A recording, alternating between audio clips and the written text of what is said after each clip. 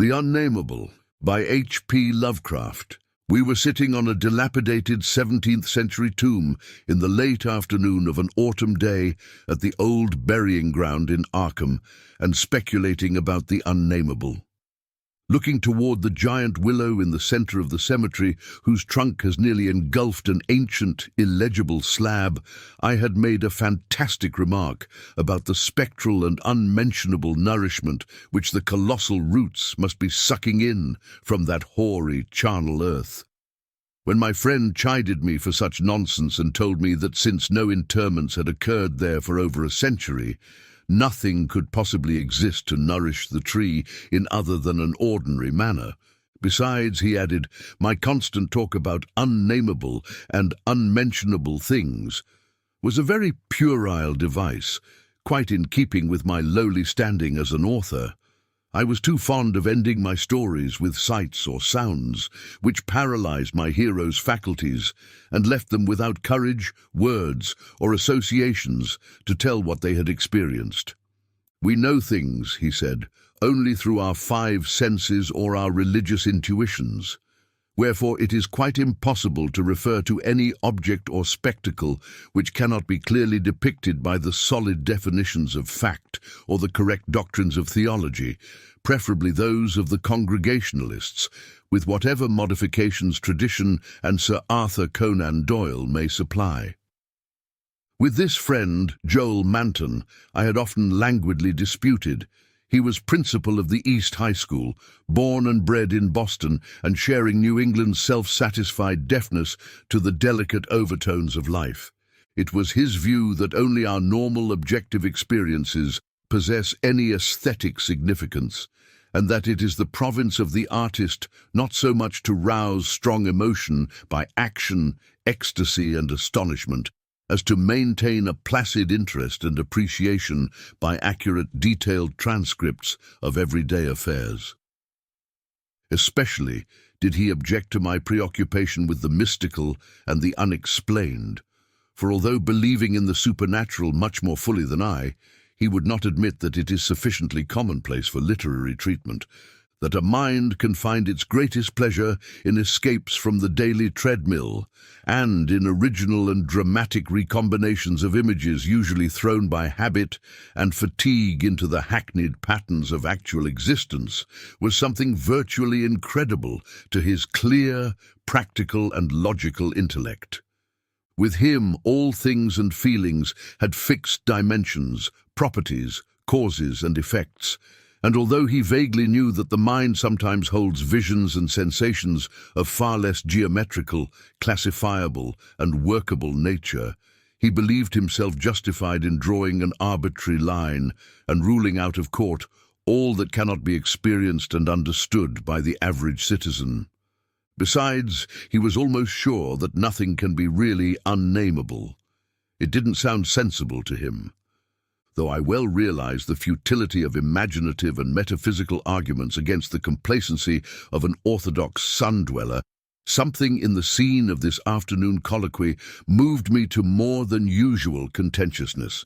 The crumbling slate slabs, the patriarchal trees, and the centuried gambrel roofs of the witch-haunted old town that stretched around, all combined to rouse my spirit in defense of my work.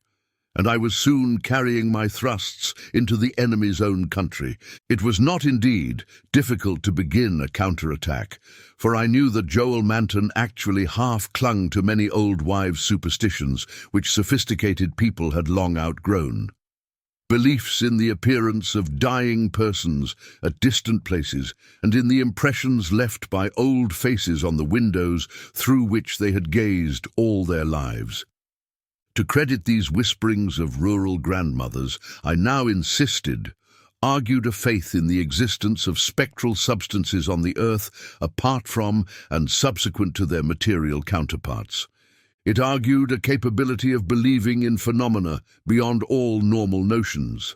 For if a dead man can transmit his visible or tangible image half across the world or down the stretch of the centuries, How can it be absurd to suppose that deserted houses are full of queer, sentient things, or that old graveyards teem with the terrible, unbodied intelligence of generations?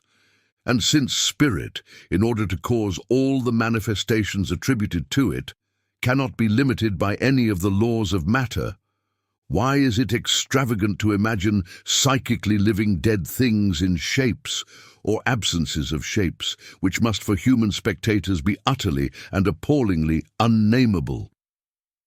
Common sense in reflecting on these subjects, I assured my friend with some warmth, is merely a stupid absence of imagination and mental flexibility. Twilight had now approached, but neither of us felt any wish to cease speaking. Manton seemed unimpressed by my arguments and eager to refute them, having that confidence in his own opinions which had doubtless caused his success as a teacher, whilst I was too sure of my ground to fear defeat. The dusk fell, and lights faintly gleamed in some of the distant windows, but we did not move. Our seat on the tomb was very comfortable, and I knew that my prosaic friend would not mind the cavernous rift in the ancient, root-disturbed brickwork close behind us, or the utter blackness of the spot brought by the intervention of a tottering, deserted 17th-century house between us and the nearest lighted road. There in the dark, upon that riven tomb by the deserted house, we talked on about the unnamable. And after my friend had finished his scoffing, I told him of the awful evidence behind the story at which he had scoffed the most. My tale had been called The Attic Window, and appeared in the January 1922 issue of Whispers. In a good many places, especially the South and the Pacific coast, they took the magazines off the stands at the complaints of silly milksops. But New England didn't get the thrill and merely shrugged its shoulders at my extravagance. The thing, it was averred, was biologically impossible to start with. Merely another of those crazy country mutterings which Cotton Mather had been gullible enough to dump into his chaotic Magnalia Christi Americana, and so poorly authenticated that even he had not ventured to name the locality where the horror occurred. And as to the way I amplified the bare jotting of the old mystic, that was quite impossible, and characteristic of a flighty and notional scribbler. Mather had indeed told of the thing as being born, but nobody but a cheap sensationalist would think of having it grow up, look into people's windows at night, and be hidden in the attic of a house, in flesh and in spirit, till someone saw it at the window centuries later and couldn't describe what it was that turned his hair grey. All this was flagrant trashiness, and my friend Manton was not slow to insist on that fact. Then I told him what I had found in an old diary kept between 1706 and 1723, unearthed among family papers not a mile from where we were sitting. That, and the certain reality of the scars on my ancestor's chest and back which the diary described. I told him, too, of the fears of others in that region, and how they were whispered down for generations, and how no mythical madness came to the boy who in 1793 entered an abandoned house to examine certain traces suspected to be there. It had been an eldritch thing. No wonder sensitive students shudder at the Puritan age in Massachusetts. So little is known of what went on beneath the surface, so little, yet such a ghastly festering as it bubbles up putrescently in occasional ghoulish glimpses. The witchcraft terror is a horrible ray of light on what was stewing in men's crushed brains. But even that is a trifle. There was no beauty, no freedom. We can see that from the architectural and household remains and the poisonous sermons of the cramped divines. And inside that rusted iron straitjacket lurked gibbering hideousness, perversion, and diabolism. Here, truly, was the apotheosis of the unnamable. Cotton Mather, in that demoniac sixth book, which no one should read after dark, minced no words as he flung forth his anathema. Stern as a Jewish prophet, and laconically unamazed as none since his day could be, he told of the beast that had brought forth what was more than beast but less than man, the thing with the blemished eye, and of the screaming, drunken wretch that they hanged for having such an eye. This much he boldly told, yet without a hint of what came after. Perhaps he did not know, or perhaps he knew and did not dare to tell. Others knew, but did not dare to tell. There is no public hint of why they whispered about the lock on the door to the attic stairs in the house of a childless, broken, embittered old man who had put up a blank slate slab by an avoided grave, although one may trace enough evasive legends to curdle the thinnest blood. It is all in that ancestral diary I found, all the hushed innuendos and furtive tales of things with a blemished eye seen at windows in the night or in deserted meadows near the woods. Something had caught my ancestor on a dark valley road, leaving him with marks of horns on his chest and of ape-like claws on his back, and when they looked for prints in the trampled dust, they found the mixed marks of split hooves and vaguely anthropoid paws. Once a post-rider said he saw an old man chasing and calling to a frightful, loping, nameless thing on Meadow Hill in the thinly moonlit hours before dawn, and many believed him. Certainly there was strange talk one night in 1710 when the childless, broken old man was buried in the crypt behind his own house in sight of the blank slate slab. They never unlocked that attic door, but left the whole house as it was, dreaded and deserted. When noises came from it, they whispered and shivered, and hoped that the lock on that attic door was strong. Then they stopped hoping when the horror occurred at the parsonage, leaving not a soul alive or in one piece. With the years, the legends take on a spectral character. I suppose the thing, if it was a living thing, must have died. The memory had lingered hideously, all the more hideous because it was so secret. During this narration, my friend Manton had become very silent, and I saw that my words had impressed him. He did not laugh as I paused, but asked quite seriously about the boy who went mad in 1793, and who had presumably been the hero of my fiction. I told him why the boy had gone to that shunned, deserted house, and remarked that he ought to be interested, since he believed that windows retained latent images of those who had sat at them. The boy had gone to look at the windows of that horrible attic because of tales of things seen behind them, and had come back screaming maniacally. Manton remained thoughtful as I said this, but gradually reverted to his analytical mood. He granted, for the sake of argument, that some unnatural monster had really existed, but reminded me that even the most morbid perversion of nature need not be unnamable or scientifically indescribable. I admired his clearness and persistence, and added some further revelations I had collected among the old people. Those later spectral legends I made plain related to monstrous apparitions more frightful than anything organic could be. Apparitions of gigantic bestial forms, sometimes visible and sometimes only tangible, which floated about on moonless nights and haunted the old house, the crypt behind it, and the grave where a sapling had sprouted beside an illegible slab. Whether or not such apparitions had ever gored or smothered people to death, as told in uncorroborated traditions, they had produced a strong and consistent impression, and were yet darkly feared by very aged natives, though largely forgotten by the last two generations, perhaps dying for lack of being thought about. Moreover, so far as aesthetic theory was involved, if the psychic emanations of human creatures be grotesque distortions, what coherent representation could express or portray so gibbous and infamous a nebulosity as the spectre of a malign, chaotic perversion, itself a morbid blasphemy against nature? Moulded by the dead brain of a hybrid nightmare, would not such a vaporous terror constitute in all loathsome truth the exquisitely, the shriekingly unnamable?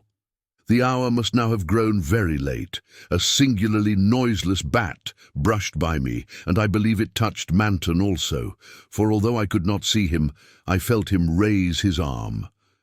Presently he spoke. "But is that house with the attic window still standing and deserted?" "Yes," I answered. "I have seen it." "And did you find anything there, in the attic or anywhere else?" "There were some bones up under the eaves. They may have been what that boy saw. If he was sensitive, he wouldn't have needed anything in the window glass to unhinge him.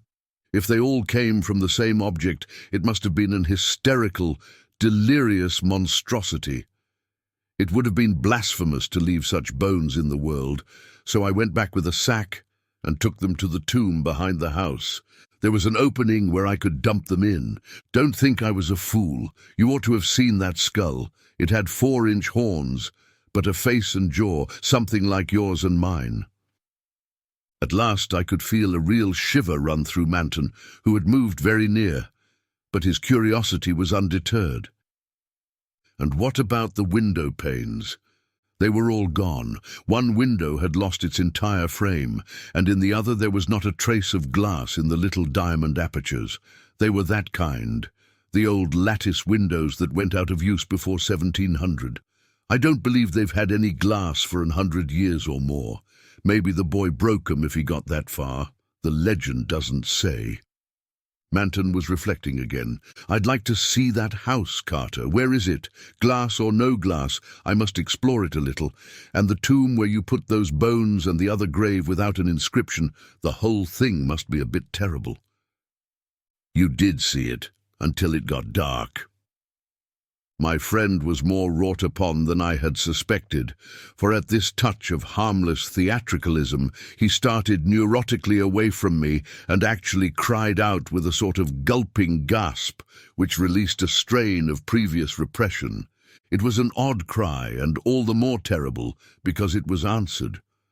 For as it was still echoing, I heard a creaking sound through the pitchy blackness and knew that a lattice window was opening in that accursed old house beside us. And because all the other frames were long since fallen, I knew that it was the grisly, glassless frame of that demoniac attic window. Then came a noxious rush of noisome, frigid air from that same dreaded direction, followed by a piercing shriek just beside me on that shocking rifted tomb of man and monster. In another instant I was knocked from my gruesome bench by the devilish threshing of some unseen entity of titanic size but undetermined nature, knocked sprawling on the root-clutched mould of that abhorrent graveyard, while from the tomb came such a stifled uproar of gasping and whirring that my fancy peopled the rayless gloom with Miltonic legions of the misshapen damned. There was a vortex of withering, ice-cold wind, and then the rattle of loose bricks and plaster. But I had mercifully fainted before I could learn what it meant. Manton, though smaller than I, is more resilient, for we opened our eyes at almost the same instant, despite his greater injuries. Our couches were side by side, and we knew in a few seconds that we were in St. Mary's Hospital. Attendants were grouped about in tense curiosity, eager to aid our memory by telling us how we came there.